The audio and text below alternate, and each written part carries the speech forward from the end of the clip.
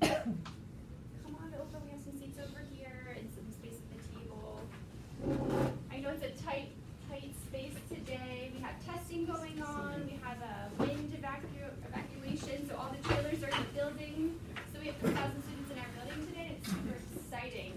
And if the hallways couldn't get any worse, it's worse today. So we have some students here and some families. Thank you guys for being here.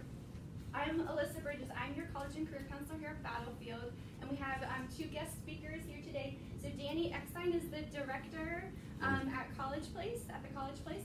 And Lisa Branson is the financial aid manager at Nova. So we have lots of expertise here.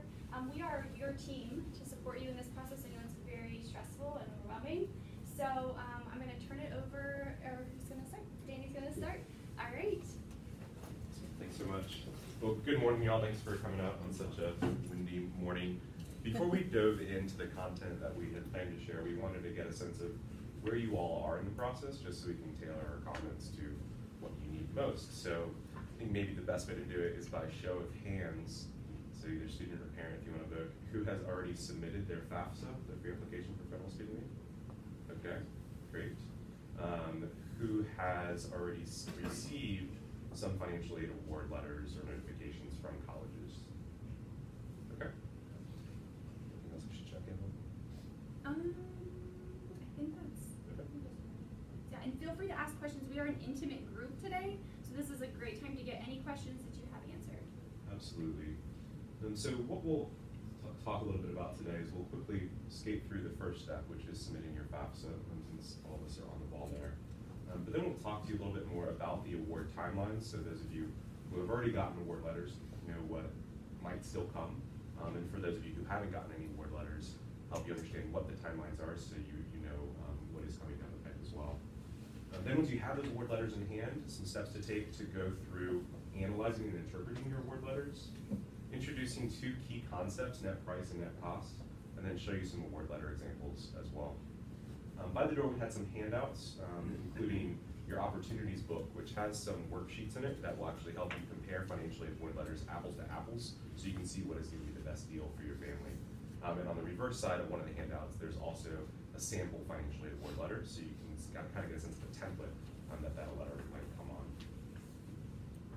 So the first step, as we mentioned, was submitting the FAFSA. Good job to everyone who has already submitted it. If there was anyone who in the room who hadn't submitted it already, most schools do have a financial aid priority deadline of March 1 to submit that FAFSA. So if you haven't done so yet, still have a few days to knock that out. And if you need assistance with that, just let us know or let Ms. Bridges know. We can help you through that process. So once you submit your FAFSA, and this process will seem kind of familiar to some of you, it takes 3 to 5 days for the government to process that form, at which point the student will get an email that says, hey, your FAFSA has been processed. Exciting. Do you want to view your student aid report or your SAR? Your SAR is just a summary of everything that you put on your FAFSA, and that also lets you know that that information has been transmitted to the colleges that you listed on the FAFSA. You can list up to 10 colleges. And so at that point, those colleges have that information on hand, and that's called the ICER, that record that they have. So once they have that document, and generally, once you've been accepted for admission at that institution, then that financial aid office will start processing your financial aid award, reviewing your eligibility, and trying to come up with as much different pockets of financial aid to make that school an affordable option. You might be getting contact from the school before the school's financial aid office before actually hearing what your financial aid award is.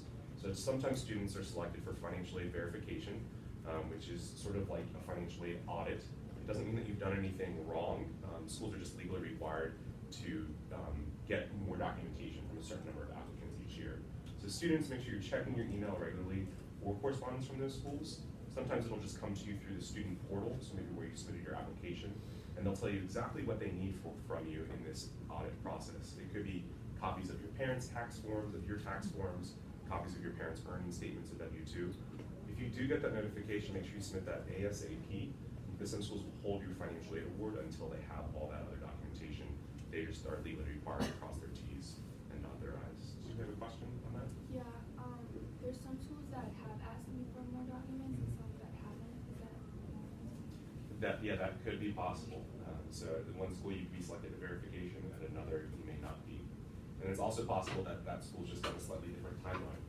So they could be coming out in a couple weeks and asking you for those documents. another reason why it's important to continue checking that even on those online portals. Ms. Bridges? Danny, is it still that about one in every three are being chosen for documentation? Yep, about 30%. And if Yeah. your family qualified for the Pell Grant, which you would have received notification of an estimated amount, you're even more likely that 50% of Pell Grant recipients are selected for verification. Again, not anything that you did wrong or incorrect on the form in most cases, but they just need to verify the information. Ma'am? Once you submitted the application and you haven't heard anything from it, what would that mean? Yeah, so great question. I think that'll take us a little bit, maybe, we'll just check my next slide.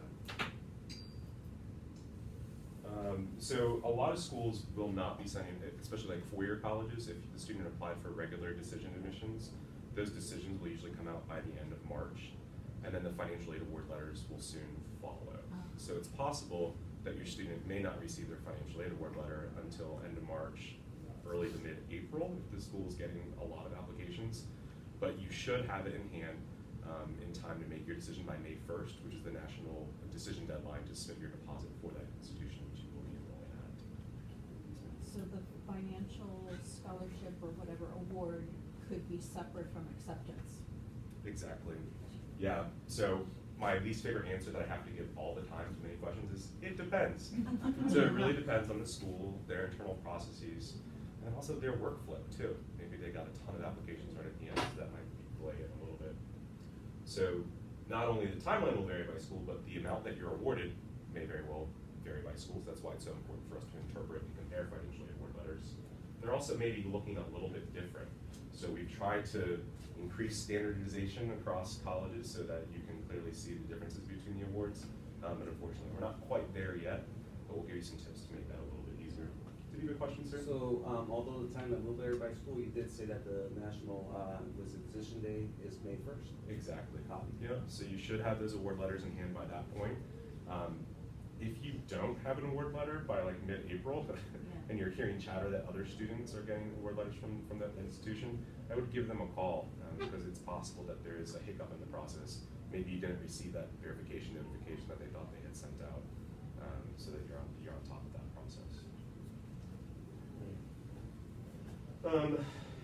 So yes, the award may vary by school, and eligibility for certain programs also impacts your award. So that college may have a financial aid program that's only for students from specific geographic regions of the country or the state. Some of our state financial aid programs are only available to students who have a certain GPA at the end of their high school career. So just be cognizant of that. If you're hearing that a student down the street got the Virginia Commonwealth Award, there might be a difference between the academic criteria between your student and theirs, why you didn't get that award. The conditions of your offer, it's tentative. So many schools in the state of Virginia, their budget is not final until the summer. So you're going to see an estimated cost of attendance at that college. It's very unlikely that those costs will change at all, but they can't say this is what it's actually going to cost until the budget's approved. And it's also provisional based on you continuing to do well, just like your admission acceptance, right? So students, if we get senioritis at the end of senior year and our grades tank, admission can be revoked, scary. But also with that would go to the financial aid too. All right, let's keep moving through. All right, so to interpret your award letter, there's a couple first steps.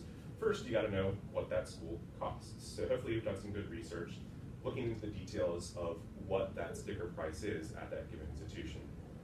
So your cost of attendance is going to include tuition and fees, room and board if you're living on campus. It's also going to include budgets for other expenses like travel. So if you're going to University of California, Berkeley, you're going to have a much higher travel budget, being from Virginia, than if you were to go to Nova, right? But that might not be the same travel budget for you. So one example would be if you're living in the greater DC metro area and going to George Mason might give you a travel budget of, say, $1,200. They're also going to give that same travel budget to a student from Charlottesville. You as a student in this area probably aren't going to take as many long trips to get home as that student in Charlottesville, so you're going to spend a little bit less. So know that some of those budgeted expenses are actually variable, right?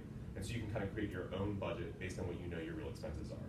There's also personal expenses in there, which accounts for anything from like shampoo to tennis shoes. If you know that you buy the cheapest shampoo at the grocery store, you might not have as large of a personal expenses budget. So the things that you see on the financial aid award letter spelling out what the cost might be may not be your actual costs. You're going to want to look really closely through every line on the financial aid award letter to see which things are free money, gift aid, your grants and your scholarships that you don't have to repay, versus those things that are self-help aid, either loans that you do need to repay or work study where you'll get that part-time job on campus to be able to put those proceeds to your cost of attendance. And then as you're looking through those different awards and trying to understand how they all stack up, your goal is to calculate two figures, one being net price and one being net cost. So let's take a quick look at that. Keep going. Sorry. You're doing great. Just keep going. I'm I just just here. remembered that Lisa was going to take the first couple of slides, and I was going to take these slides. That's okay, I'm here. I'm kind of like a robot. You just push play. No, that's good. sometimes. You just do the whole thing. If anybody has any questions, I'll answer. This is why I love working with you. All right, so in reviewing that total cost of attendance, we've already seen it. So calculating the net price. So net price is simply the difference between the cost of attendance and your gift aid, your free money. Okay, so that's showing you whatever left over is something that you're going to have to pay, whether that's today by cutting a check or later by working that part-time job through work study or repaying those loans. So the actual price of what it costs together. Yeah. Can I ask Lisa to share your story about your son and like how are families coming up with Oh, sure. paying for this money at Yeah. the end of the day when they didn't get qualified for a student loan and they didn't Yeah, get these sure, other things? Okay. sure. So, because my situation's probably going to be similar to a lot of other family situations that are here today. So, my son goes to West Virginia University. This is his first year, so yay! Go Mountaineers! So I think when we applied for financial aid, our EFC, our expected family contribution, was too high for us to qualify, not based on my salary at Nova, okay, so let's get that, we'll take that out of the picture, but because of my combined salary with my husband's, our EFC was too high for us to qualify for any gift aid there. And so that left us, so with our cost of attendance minus zero gift aid, I mean, leaves us the whole cost out of pocket. So we were trying to decide how best to use our funding to be able to pay. I mean, and I'm in financial aid. I didn't save up any, we didn't do any tuition savings plan. I have no money saved up. So that's where we are. So it's all going to be based on either my current income or my future income. So I'm sure probably you guys have done a better job than I have preparing. But if not, it's okay. It can still be done. So we had my son take out his student loan. If we're in a position to pay for that later, great. We may not be. I don't know, but he can take it initially. I think a lot of times parents are surprised at that there are loan limits for students, that there's only a certain amount of loan that a student can take out. So the $18,000 that the school costs, he can't take out a loan for $18,000, at least not through the federal government. So he has a limit of, your student will have a limit of $5,500 the first year, $6,500 the second year, and $7,500 the final 2 years. So just so you know, so then that leaves me with that gap for me to figure out how I'm going to pay for it. Luckily for the first year, we've been able to do a tuition payment plan. So to divide up the payments into a monthly payment plan. But I mean, I think at some point we may have to go to a loan or do a loan and a payment plan. So then that way you're using some current income that you have, but then also using some future income by taking a parent loan for the remaining part. Hopefully your children, did better in school than my son. Not that he's a horrible student, okay? Not to call him out or anything, but he didn't apply for scholarships. He really, was a mediocre mediocre high school student, okay, middle of the road student, and so we really didn't get a lot of things that way. So we were left to kind of figure it out from there. But it hasn't been bad. I'm thankful that we didn't have to get into the parent loans initially. I'm sure probably by his junior or senior year we may not be in a situation where we can do that. But at this point we've kind of been able to supplement it that way. So there are options. How are parents getting parent loans? So you'll have the opportunity to apply for a parent loan either through the federal government. There are lots of other alternatives though. I know people that have taken loans from their retirement. It depends on kind of how the market is doing, whether or not you want to take a loan against your retirement. Don't withdraw your retirement to pay for school, because then you're going to be taxed on it doubly more than what. Don't do that. But borrow against it might not be a bad idea, depending on what you're earning on your from the market, what the market is bearing. I know people have done home equity lines to help pay. That might be a lower interest rate. I think the plus is like 7% right now. That's the parent loan through the federal government. The good part about the plus, the parent loan through the federal government, is that the payments can be deferred until the student graduates. Of course, interest is still accruing through that part, but you could maybe pay on the interest part. So that might be an option for you too. That might allow you to use both your current income that you have right now to do that on a payment plan and defer long-term the plus loan, so that you can keep that balance smaller. But there are a lot of options. I mean, some parents have gone and gotten private loans, like through, I can't really suggest any, but through your bank possibly, or something like that. Sometimes they're a lower interest rate, may have good borrower benefits depending. So, I mean, there are a lot of alternatives to help pay for school, even if when you get the award letter, it doesn't exactly meet all your needs. So a combination of your current income, your future income, make your student work.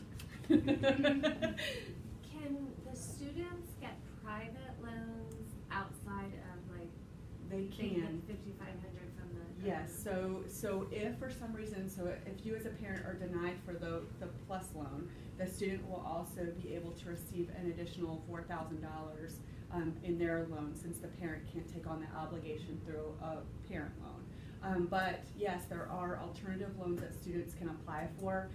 Generally, you're probably going to find that one, they're going to require a cosigner, creditworthy cosigner, and two, they're probably going to be higher interest than what your plus loan would be. Now, the benefit is that the obligation's all in the student's name, unless you're co-signing for them, rather than the plus, the parent loan is in the parent's name, regardless of what happens with the student. Whether the student finishes, the student has no obligation for that portion.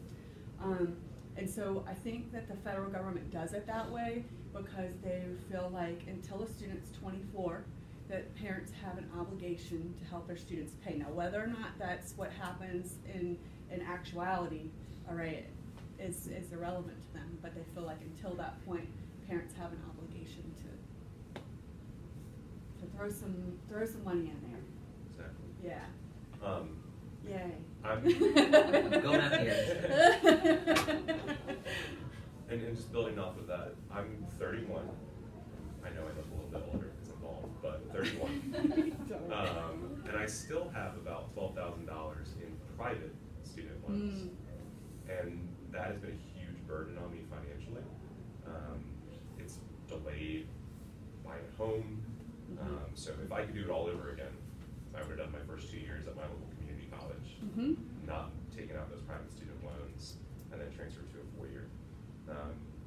18-year-old Danny would have said, but knowing, because $12,000 didn't sound like a lot of money then, it was a lot more than I actually borrowed, of course, but it really is. So that's why this particular process is such a passion of mine, because what I don't want to see families do is borrow way over their heads, Right. and have that impact anything in their future. My guess is, I mean, I don't know, but I'm in a situation too. I went to graduate school, and so, whenever I took out loans there. I mean, some of you parents probably not only, so I'm paying my student loans and having to think about, possibly taking out loans for him at some point. So, I mean, I'm sure some of you guys are in that same situation too, so, fun. Yay! But it's not all bad. It's not all bad, and hopefully we've applied to a number of different institutions with different sticker prices, different cost of attendance. We're getting good news on the admission front, and then we'll be able to compare some different options on the back end rather than feeling like we're pushed to a certain choice. I do have another tool that I can send out to you, Ms. Bridges. It's a spreadsheet where you can actually plug in a lot of this information that's on your award letters. And what it does for you at the very bottom is it actually calculates for you what your monthly payment would be once you graduate from college based on how much you're planning to borrow over 2 or 4 years. That becomes real because you're then able to see, oh, that's going to be a $600 monthly payment. That's like a really, really nice car monthly payment. Or that is a nest egg that I could be building. Or that is almost all of my monthly rent, even in an expensive place like Northern Virginia. So I'm happy to share that with you too. So we talked about net price, right? Which again is cost of attendance minus your gift aid, your free money. But net cost is a really useful number to think about as well. So net cost is cost of attendance minus all of your financial aid awards, both your self-help aid, your loans, work study, and your gift aid. And that shows you really what is your out-of-pocket expense if you do choose to enroll at that institution. So hopefully you all have this handout. On one side it says make your decision, on the other side it says sample university financial aid award letter. Does anybody need a copy of this? We've got a couple here. It's also in the book. It's also in the book. It's pages 25, and we're going to look at page 26, actually. Sorry, at page 25, just to drive home some of the points that we just made and show you an actual concrete example. So at the top there we see it shows that cost of attendance, those different categories that we talked about, the things that we're paying directly to the colleges and the things that we're probably going to spend money on, but are those variable expenses like books and supplies, transportation, and other costs. Then it shows us our free money, right, our grants and scholarships to pay for college. Then we see there that this school has chosen to calculate your net cost for you. How helpful and nice. I can turn on one of the lights. I'm sorry, guys. Sorry, y'all. And unfortunately, that's not going to be the case at every school. They won't calculate that for you. But they've done that very math that we've talked about there. And then there's other options to show the work studies, self-help aid, and the loans. So you should have everything divided clearly like that on your award letters, but we'll take a look at a few examples that are not. Another sample. All right, so let's just do some fun arithmetic because it's a Monday morning. What else would we rather do? But I just wanted to walk you through a couple examples. The math is pretty straightforward. So here at, we'll call this college A and we'll call this college B, we see there's a big difference between the cost of attendance, right? College B costs $10,000 more, 15 to 25. But they're giving us a ton more free money at college B, $15,000 there, as opposed to just under $6,000 at college A. We know we're eligible for up to $5,500 in loans in our first year, so that's going to be the same amount at either school. And then we do those calculations of net cost and net price here at the bottom, right? So net cost, including both the gift aid and the loans, that's $3,600. Our unmet need for that year that we would have to pay out of pocket or look to other sources to come up with that. And our net price is $9,100 here, which is the difference between the cost and the gift aid, because we're going to have to repay those loans later on, so that's an actual expense for us. But if we do that same math on the other side, we see that our net price from college A to college B is actually not that different. And this is why I encourage families not to be scared of the sticker price initially, and not to make their decisions on colleges until they see these financial aid award letters. Because what if college B is your student's #1 choice, right? Maybe it's worth the $900 extra to make that dream come true versus a school that they're not that excited about. But without doing that math, we might be a little bit intimidated by those numbers.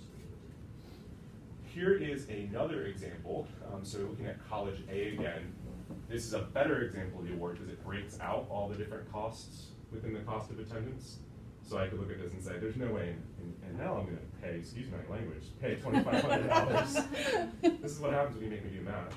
There's no way I'm going to pay $2,500 for transportation because I live down the street. I'm going to walk to campus every day. I'm also not going to pay room and board because I love living at home so much that I'm going to choose to live at home and wipe that expense out completely. So my cost of attendance is very different. It's just my tuition and fees and my budget for books and supplies. While with my gift aid, a negative number, I actually could get a rebate check or a refund check from that college where then I have $900 in my student account that I can use towards getting coffee on campus, or maybe my books are a little bit more expensive than what they budgeted for me. So just an example of the fact that you guys are in control of your cost of attendance in a lot of different ways, whether that's doing something kind of drastic like living at home, or just trimming down on what you're going to spend on your meal plan. And same thing goes for college B, where actually if you remove that large room and board expense of $12,000, That's a much larger difference. Now, in reality, the school's probably going to recalculate your cost of attendance, and your eligibility for financial aid will probably change. But this is just for illustration. And then some families are often turned away from private colleges with those higher sticker costs or out-of-state colleges. But just an example here where that higher cost of attendance, $44,000, whittles down to an out-of-pocket cost of just over $8,000 per year, or a net price of $13,000. Still a lot of money, right? But this is the type of work that you should be doing with every financial aid award letter that you do get. Some limitations to think about. So we don't have a crystal ball. We don't know what financial aid we're going to get each and every year. So front-end loading, sometimes colleges give you scholarships that you can only use in that first year, and that they might not renew for that second, third, or fourth year. So when you do get a scholarship on your financial aid award letter, ask that direct question. Is this a renewable scholarship? Is this grant renewable? Can I expect to get this all 2 or 4 years? Or are you going to take it away from me? And then there's going to be that gap in my financial aid award letter the next year. And sometimes they'll say it's a $20,000 scholarship, which is amazing, divided into 4 years. So $5,000 each year. So it's good to look at those details. Exactly. And I'm going to turn it over to Lisa to talk to us a little bit about displacement of outside scholarships. Sure. Yeah, so with that's something that I think is often surprising to students and parents and families. So one thing that schools will often do, and I worked for a private 4-year institution for a long time, and so one of the things that we did was we would put a lot of scholarship money up and out in front of students initially to try to get them to apply and see that we were affordable, okay? Because I think the cost, well, now is probably close to $30,000 or $40,000 a year. And so we put, give students maybe $15,000 scholarship up front. But then on the back end, what we would do is we'd have to replace some of that money with some internal endowed funding. And so we would then go back and name some of those scholarships later. And sometimes students would be surprised because they would think that's an additional scholarship for them. But we just replaced scholarship money on their award letters with stuff that was actual dollars. So initially we weren't actually giving you any money. It was funny money, but then we'd go back and kind of replace the money with actual money later. So I think sometimes that's sort of confusing to students. Also, the other thing with the outside scholarships, you need to see how schools are going to deal with outside scholarships whenever you get them. So have some of you applied for outside scholarships? Everybody. So scholarships from not your college, right? But you're not a student. Yeah. I say yeah. Yeah. So Here's your plug. So at Battlefield, we put all of our scholarships in Naviance Student. It's a ginormous database of any local scholarships that we hear about. Now is a huge season, so we've just posted like 5 more scholarships. So we'll make announcements, we send emails, I've done some after-school opportunities in the library to help students start doing applications for scholarships. Ideally, you'd want to plan to do one at least every 2 weeks, if not more. So really for students, it's setting up that schedule to really put your name out there and apply. I have had situations where I have scholarships sitting on my desk and nobody's applied and the deadline's coming up and I'm begging students to apply. It's literally like the first students get the money because the deadline's like the next day. So there's money to be had. It's just the students putting forth the effort to do the research and do the short essay or the application, whatever it might be. So with those are community scholarships in this area. Online scholarships, there's a database called scholarshipsharing.org. The link is also in Naviance Student. It's a very organized way to apply. They have broken it down by majors. They've broken it down by public and private schools, by different minority identifications, by different interests. So it's a really great resource as well.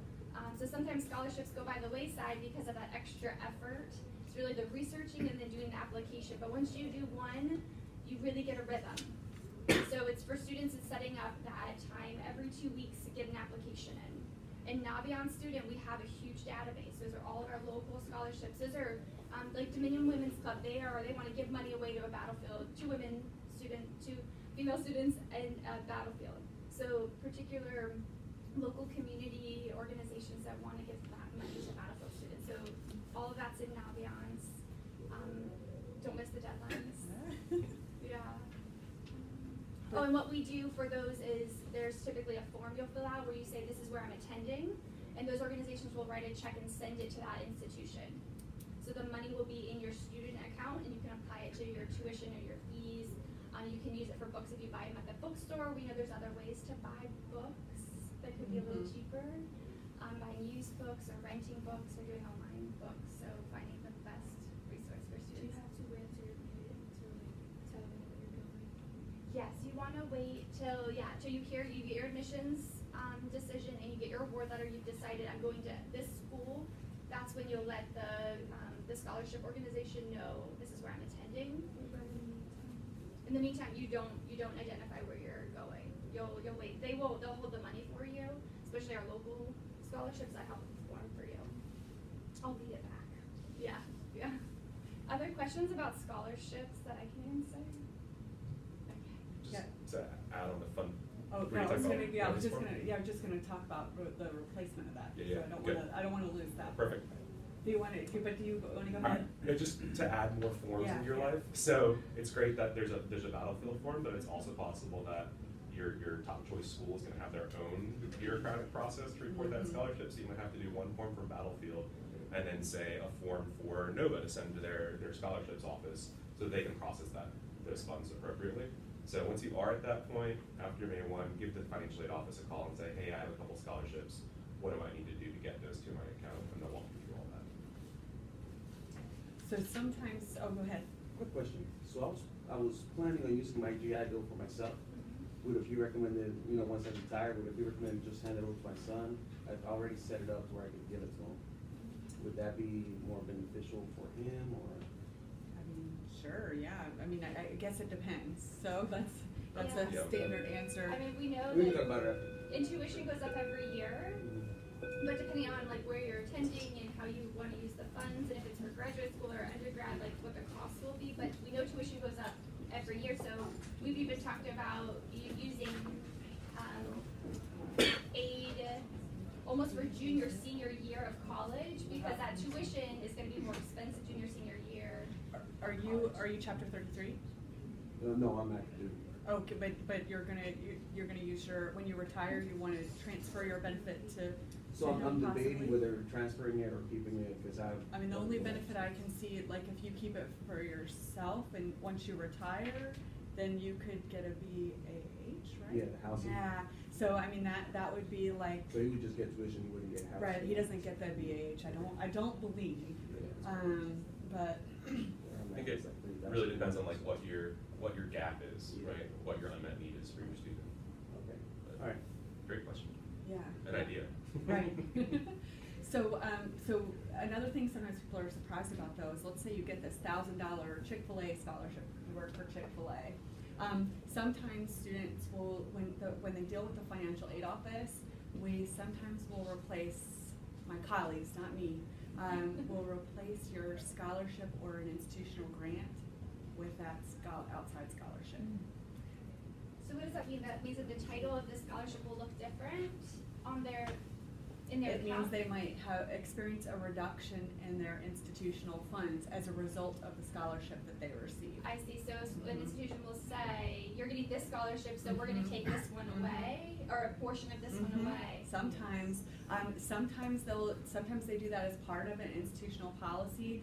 Sometimes they do it because there are certain need figures that they can't go above. So I think most of my colleagues try to reduce any loans for the student or things that are least beneficial first if they have to experience a reduction in their financial aid package. But there are some institutions that are going to do what's best for the institution. So I'm just saying you might want to check with the institution if you're getting outside scholarships. That doesn't mean don't apply for them, okay? Because most institutions are going to do something that's very beneficial for you. But don't be surprised if you experience a reduction in something that might be beneficial to you. And at that point, I would call and ask a lot of questions about it and see if there's some kind of way you can get the institutional aid back, or what else you can do to have that be most beneficial for you. So before they offer you what they're gonna give you, do they look at other things that you've already applied for? No, because a lot of times you won't get information about the scholarships that you have received until May or June, and by then we've already sent out financial aid award packages. You've probably known about some institutional scholarships since like October, maybe even September. So that's why you might, depending on how much that is, they might have to reduce down some institutional aid or grant as a result of you receiving the scholarship. Can you ask and call like how much you could get an outside loan so you don't have an outside? Great, yep, I think it's an awesome idea. So yeah, when you have those financial aid award letters in hand, and you're like, well, these all three look great. What could change my decision? What could help me? Call those financial aid offices and say, hey, if I were to get $2,000 in scholarships from my community, how would you process those? Would you take away some of the scholarship that you've given me, or would you put that towards my loan? Exactly. And if they say towards your loan, great. If they say towards your scholarship, maybe that puts college A higher on your list because they're going to be process that in a more Right. beneficial way. Does that make sense? Awesome. Well, financial aid offices do that for future years. So, in specific situations, 2 kids in college, so the EFC is split. So right now, the award letter come in, looks great. Next year, there's only going to be 1 in college, so that's going to change drastically. Do you recommend just calling and saying, hey, look, here's the situation. What is it going to be next year? Are they going to? I think you're gonna. So it depends. Like if you're receiving an institutional scholarship, that probably won't be reduced, but you want to double check. Okay, but if you're getting an institutional grant or you're getting other types of state grant, that you're probably going to experience a reduction in that because there's not going to be room, and you're not going to have the financial need. So the cost of attendance minus your expected family contribution is your financial need, and as that shrinks, then so the aid package might shrink. If you're with need-based aids, you might lose subsidized loans for the kids, or Well, it just kind of. do you think they'll project that if you call them? Oh yeah, Or I mean. just To like help you understand it, or yes. like So I say my EFC is 7 this year. Next year it's going to be 14. Yeah, what is that going to look like What for me? impact is that going to have on this financial aid package? Right. Will they I mean, do that? It depends on the institution. I think it's worth asking. And I think applying early next year will be important for you. And making sure that if there are other things that are different, like in the family, if there are any other special circumstances that the college can consider, that might be worth letting them know. But you can always ask. And every college has a net price calculator on its website, so you could plug your data in there, imagining your year in the future with only 1 student in college, and see what that spits out. Some net price calculators are much more robust than others. It really depends on your school. And one other idea that I had, and tell me if this is crazy, if you are getting community scholarships, and by crazy I mean unethical, but if you are getting community scholarships and you don't really need that money in that first year because the EFC is split, you're getting more to the institution, maybe ask that scholarship granting organization if they're okay with cutting the check for the student's second year, and so you can use that free money in that year and not have to worry about any displacement issues with that higher unmet need. Yeah. Brainstorm. That's fine. Anything else on this one? No, I'll be quiet. No, again, I stole your part of the show. Do you want to do this or do you want me to do this? You can keep going. Okay. You're doing great. I'm good unless you want me to. So just a couple issues that we see in surveying financial aid award letters from various institutions.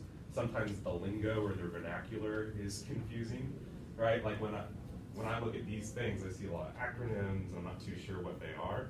Ideally, the school would spell all that out, right? So this is the Federal Supplemental Educational Opportunity Grant. A lot easier to figure out what that is with a quick Google if you know all the words in it, right? And your opportunities book does have definitions for all of these award programs that also help you understand if it's renewable, et cetera, et cetera. Sub, unsub, it might not be intuitive, but that means subsidized or unsubsidized. The subsidy being that the government pays the interest on those loans while you're enrolled in school. The unsubsidized, that doesn't occur. College merit, $8,000, cool. I don't know if that's renewable or not. Right. What kind of GPA do you need to keep? Like, Right. what does that mean? Do I have to stay in a specific major while I'm there? I'm going to switch my major, is that an issue? And then they threw the federal parent loan for undergraduate student in there. What I also don't like is the free money and the self-help money is all mixed up. Right? You got free money, Yeah. self-help, free, self-help optional. Well, and the plus loan, you have to apply for it. Right. And you have to, it's credit based, so for your parents, that loan's credit based, so, I mean, you may not qualify for it and it's on the letter. The other thing I think is confusing, I'm sorry, Danny, No, just- is on the cost of attendance part. So it only gives you the tuition and the fees and where, and then it says cost of attendance at the top, so where, I mean, where's my kid living? Yep. Where's my kid eating? Yep. Where's my kid getting books? Like, what, yeah. So as you So get those a lot of award the costs letters- are not there, so. Exactly. Yeah, ask yourself those questions, right? Like we talked about earlier, know the actual cost of attendance, and then make sure you dig through each line. You mentioned that the federal loan is capped at $5,500. Is there a cap for the parent plus loan? I believe it's up to the entire cost of attendance Correct. for that year. So if this were an accurate number, But that up to is that only amount. only tuition. It wouldn't cover room and board or things like that. So all of those things are put in the cost of attendance, so it would help with those costs as well. Now, again, just because you can borrow up to a certain limit doesn't mean that we should. So we'll talk about this in a moment, but this school is offering the student $5,500 in loans in that first year. Well, maybe I've got outside things coming in, maybe grandma's helping me out. Just because they offer it to you doesn't mean you have to take it. You can, when you accept your admission at that institution, you can say, yeah, give me all the free money, but I don't want any of the loan money, or maybe just part of it. That will actually help me cover all my direct costs. Danny, do you want to talk to them about sub and unsub on there? Yeah, so the sub is that subsidy where the government's paying that interest during your years in college. So here's an improved example. So as Lisa pointed out, we have all of the real costs associated with attending that institution for that year. So from $45,000 to $62,000, I bet that's going to affect our calculation of net cost. And then look, they nicely grouped together the gift aid and the loan options to show what's our net cost there. And then that net price is going to be a bit higher, right? Because we have to subtract out all those loan options too. So hopefully that's what you're getting from schools. I predict you will get some things that aren't as helpful and useful. So let us know how we can help if you do. Want to take this one? Sure, yeah, that's fine. So remember that your award letter is just an offer. So I know earlier that Danny was kind of talking about the fact that it's tentative. So remember that like so your example, you might be selected for verification, right? Because schools are asking you to send in other documents. So they're probably going to send you out, most of them are going to send you out an award letter initially, and then what if whenever you send in the taxes that your parents made a lot more money than what you said on your FAFSA? They're probably going to have to adjust the financial aid package, right? And so you may get less. They have to go back and send out a new financial aid award. So remember, they're all tentative. Again, like Danny was saying, especially state schools. I mean, we don't even know what our budgets are until probably mid-July. So some of the costs may even change. So don't be too surprised. I don't think they're going to change drastically, because I think most of us do a pretty good job of estimating what actual funding we have. But we're operating on estimates. So you're getting an estimate too. You can accept all the awards. Normally on your award letter, you're going to be given an opportunity to accept some of the awards, all right? And so whenever we send out the letter, maybe on paper, so you can accept it and send it back, or you may accept the awards online, all right? And so you can reject some of it too. So you have an opportunity if you don't want to take loans. Like sometimes at Nova, those students may take the subsidized loan because that one's subsidized by the government. The interest is subsidized by the government, and then they'll decline the unsubsidized loan, the one that accrues interest while they're going to school. So you'll kind of be given an opportunity to make whatever decisions you want to make once you get that award letter. If you, mess up, that's okay. You just call us. We can send out a new letter. We can adjust it. As long as the award year is still going on normally, we can make adjustments. I always think that it's good. That being said, I think that's really good to always apply for financial aid, like even if you know that you're not going to qualify for any need-based aid. I think it's a great backup plan, because like in my example, so yeah, right now we're able to pay out of pocket, but what if next week something happens and we have to go back and take out the plus loan? I already have it done. All I have to do is a little bit of paperwork, and then I can have that loan probably to me within 5 days. So it's always good to have kind of that backup plan, I think. So, let's see, let us know if there's something, so let your school know if there's something that's changed in the family. So if a parent loses a job, if there's some kind of unusual expenses. So today the wind's blowing really hard, God forbid a tree falls on your house today. Okay, and let the school know something like that. If there's something that's unusual outside of an everyday circumstance, because there may be adjustments that we could make to your financial aid award based on whatever that circumstance might be. In comparison to 2017 taxes, correct? Yes, Right. yes, because we're using 17 taxes for the 1920 FAFSA. So if anything happened in 18, or even some schools, like we at Nova, will even use projected 19 income. So let the schools know things like that, because there may be things that we can do to help. And most of us are pretty willing to make adjustments for you, depending on what the criteria are. Yes, you're gonna have to jump through a couple little hoops, but it's not so bad. We just want to make sure we're making, because we're actually going, what we'll do is we'll actually go onto your FAFSA and make changes to the income or make changes to your FAFSA based on the information that you're submitting. So you might be asked for a couple things. Probably a good idea to narrow down your pool of schools before, if you're going to submit special circumstances documentation, because the different schools will require different things, and so you don't want to be submitting things, to 10 different schools probably. And those different schools that you've narrowed it down to could come out with different decisions. Oh, yes, So one absolutely. school would be like, oh my gosh, They will. let us accommodate you, another school will be like, sorry. They will come up with different decisions, Yeah. for sure. Yeah. Some schools will, it's a professional judgment, so what that means is the school has the right to make whatever decision or determination that they wish to make about the information that you submitted. So it'll be different probably in each one, but hopefully be pretty similar. So if you get a work-study job, that might be your opportunity to accept it. There will be lots and lots of information in that award packet, whether it's online or in the mail. There'll probably be things that you have to do for your work-study job. So if your student gets a work-study job, ways that they have to apply, how they secure the job, how they accept the job, what the pay is, all of those things will be in there. How students accept their loan, how parents accept their loan. I mean, there's so much information in there, so it should be a good family fun time to look through it together. Can you talk about the benefit of doing a work-study program versus a job in the local community of where the student is attending? For sure. Did you do work study? I did not do work I did study. work study, yeah. So that's how I ended up in financial aid. Yay! So I think with the work study jobs, like at Nova as an example, we pay $10 an hour, which isn't too bad. I think we're going to raise it up to 11. I think that's pretty good. That's really good.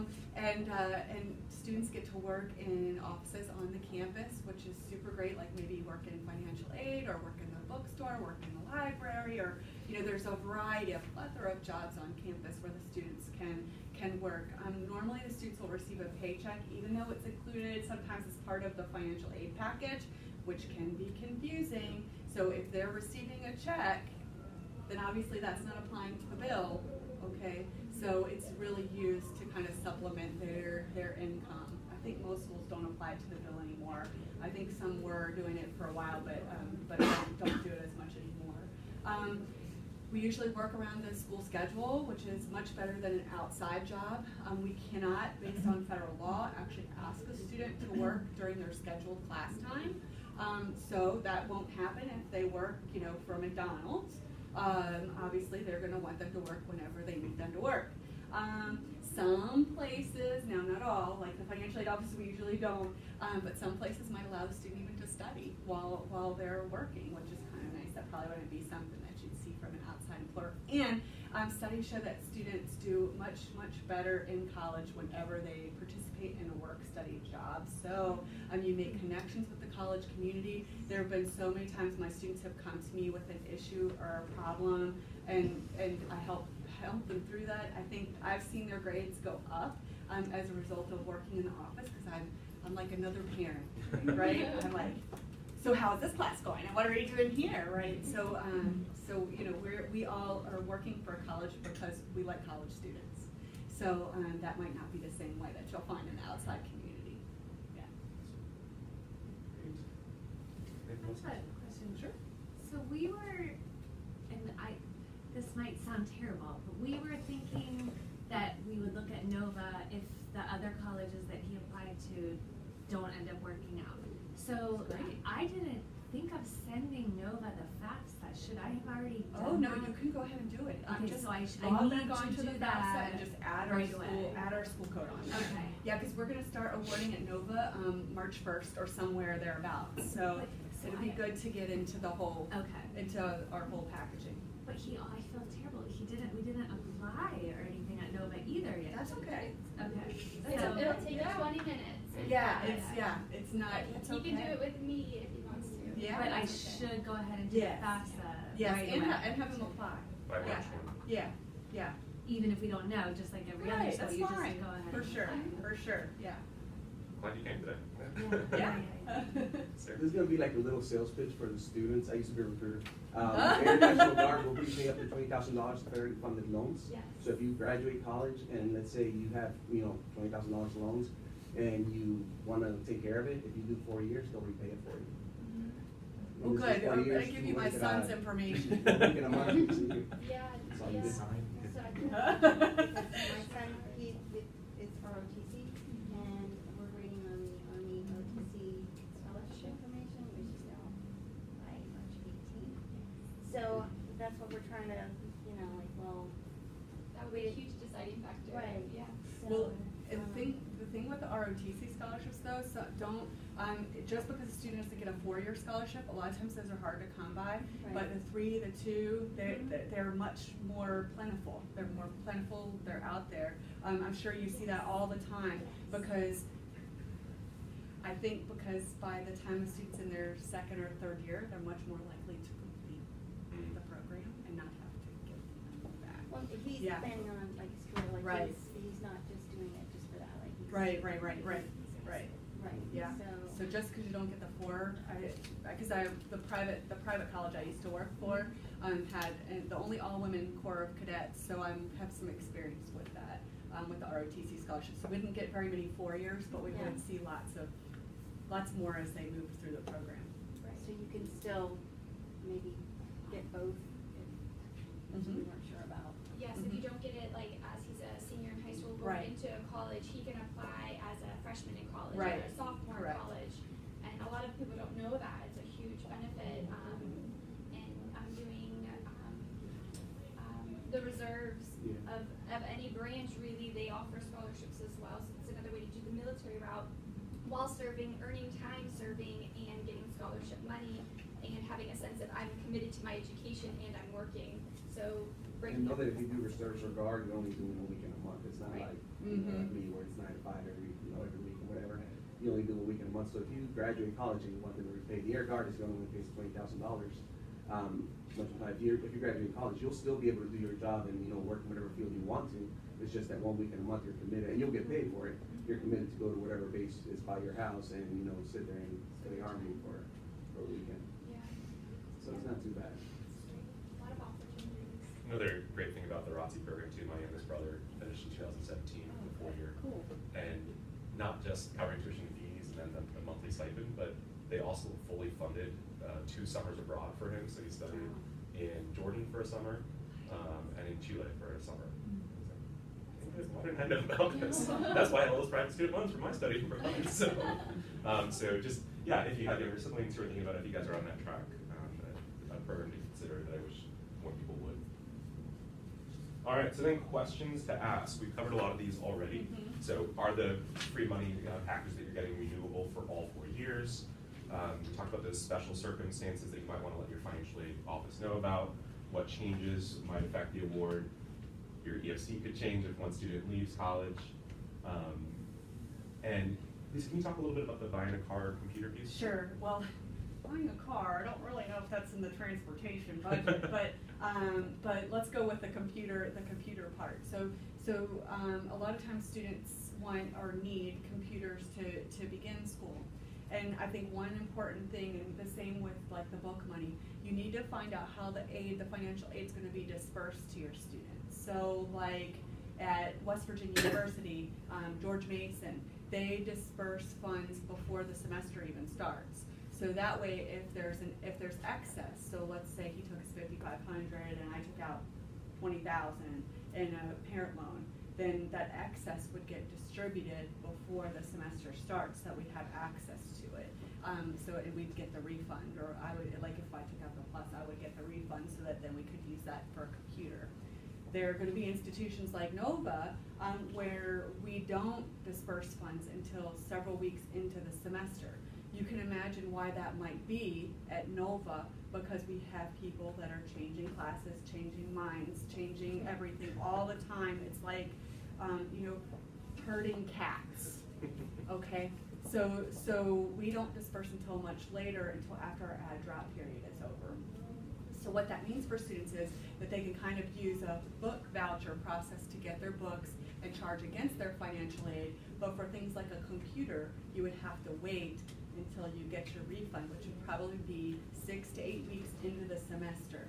So you need to come up with another accommodation for that in the meantime, like our computer labs or whatever you may have access to before you have access to those funds. So just know each school is going to do something different as far as the disbursement of their financial aid. And before they disperse, they're going to want you, like if you're selected for verification or whatever, even though they've given you an award, they are not going to send you that money until all the I's are dotted and your T's are crossed and everything is in. Because one thing schools don't like to do is have to go back and make a correction and ask for money back from you. Yeah. So if you're getting envelopes around graduation time with money and checks in them, we want to hold on to that money.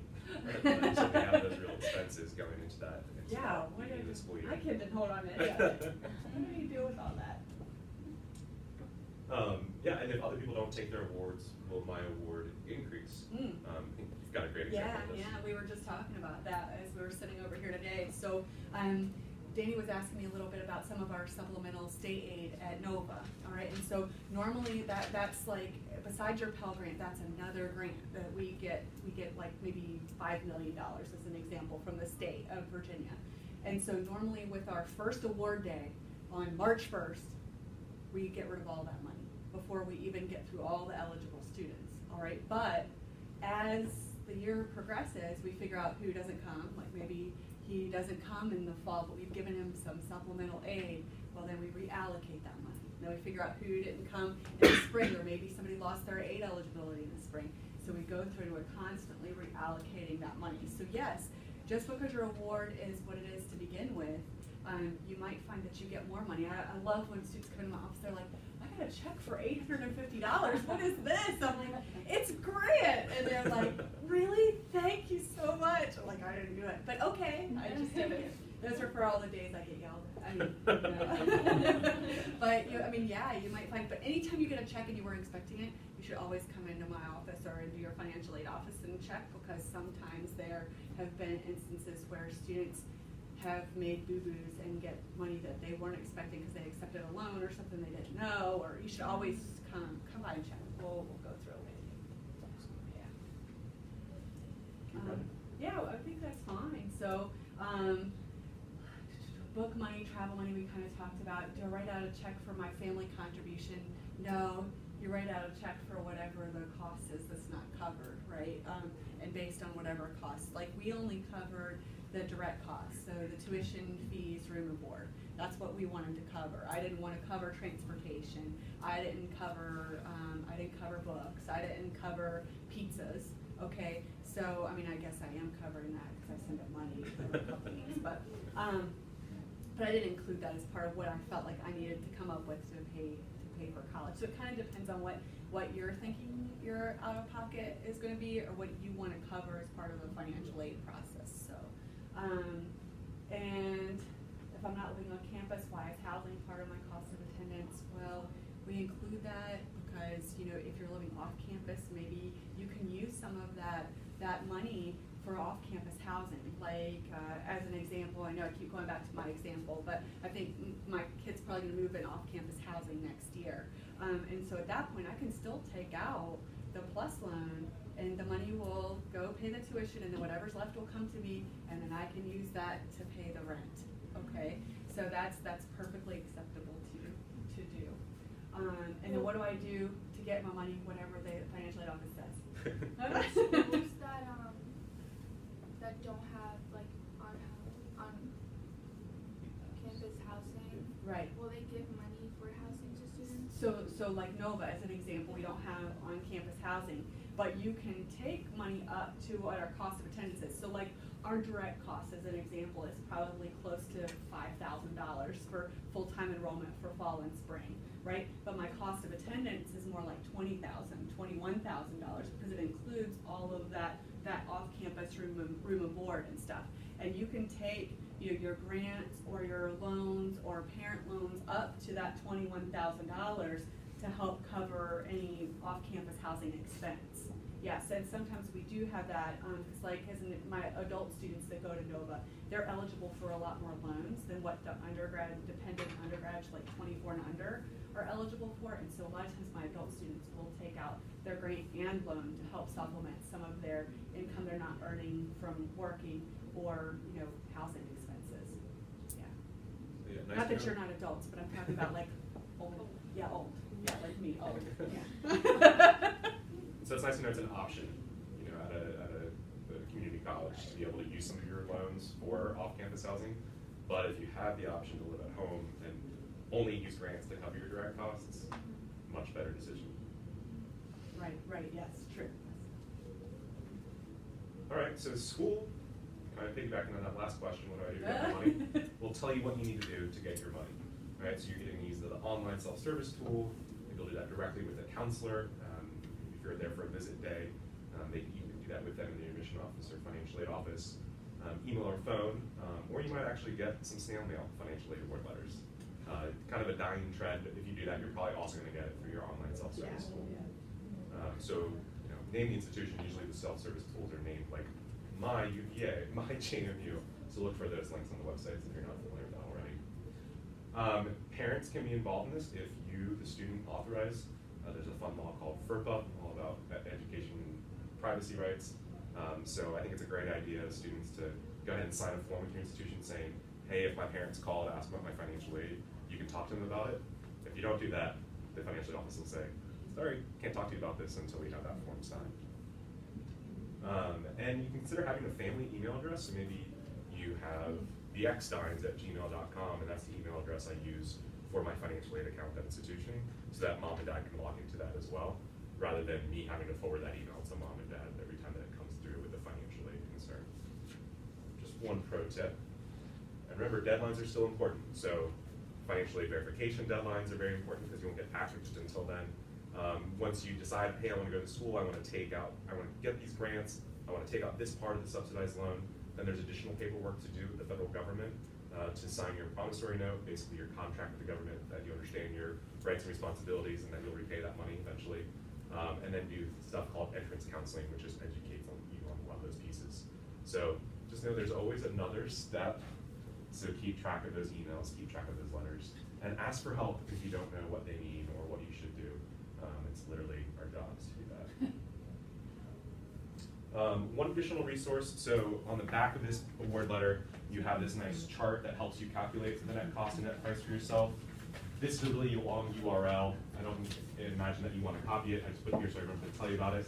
Just Google Big Future Financial Aid Award Comparison. It'll take you right to this tool web page where you can type in the numbers rather than writing them in on this page, and it does the calculations for you. So I recommend saving yourself a little bit of time, and I'll also send that spreadsheet out so you can use that too. Here's our contact information. Please know that we're very sincere in offering to help. Everything we do is for free, so we're not going to charge you for our assistance. I know folks are welcome to come to campus to work on FAFSAs and things like that. Yep. I mean, a lot of times students will come through and we'll help them understand award letters, or I had several students come by and we help them accept their financial aid for VCU or wherever they might be going. So it really is okay. We're a community member, so regardless of whether, we'd like for you to come to Nova, but if Nova's not the right fit, I want you to go wherever the right fit is. So come by, we'll gladly help you. That's no problem. My brick and mortar location is in Alexandria, which I know is not an easy commute from here. But I also am happy to come out to the school. If we ever do another workshop, it'd be fun to get the gang together. But we also meet virtually with students, so we can do Zoom video conference. So I can be sitting in my home office in the evening, you guys can sit at your kitchen tables, you can share your screen with me, we can compare your financial aid awards and Oh, knock that's that out cool. too. You gotta teach me how to do that. Oh, I will. I'm Okay. such a Zoom nerd. Okay. Yeah. Questions? Covered a lot of ground. I'm so old, so I'm like, what is Zoom? If we don't hear anything from the schools by mid-April, call. That's my recommendation. Do you agree with me, please? Yeah, I think so, yeah. I mean, I also think, I should shut that off, I'm gonna pretend like Danny's saying it. I think if you wanna talk to schools, if you're dissatisfied with the financial aid package, and you may have a better aid package from another school, I think you can also call and talk to the institution, if that's like your kid's first choice, or that's your first choice. I don't think there's any problem in doing that. Yeah. The worst thing they can tell you is no. No, yeah, I mean, which is where you were in the first place, so. And you'll find that schools with the most wiggle room there Yeah. to compete are usually like your private colleges. Yeah, definitely. Because they really want students to come, and if they can throw $5,000 in their student pot, they probably will. I will post the presentation, and we've been recording it, so the visual probably isn't very good, but at least there's the audit, you can hear what has been talked about and all of that. So I'll have all of that for you, and I will send the link to the opportunities booklet so that you'll have this electronically as well, which is all of the handouts that we have over here. What questions do you all have for us before you go? We don't want anybody to leave with questions. We've got all questions answered. We're also happy to hang out for a little bit Yeah. for individual questions too.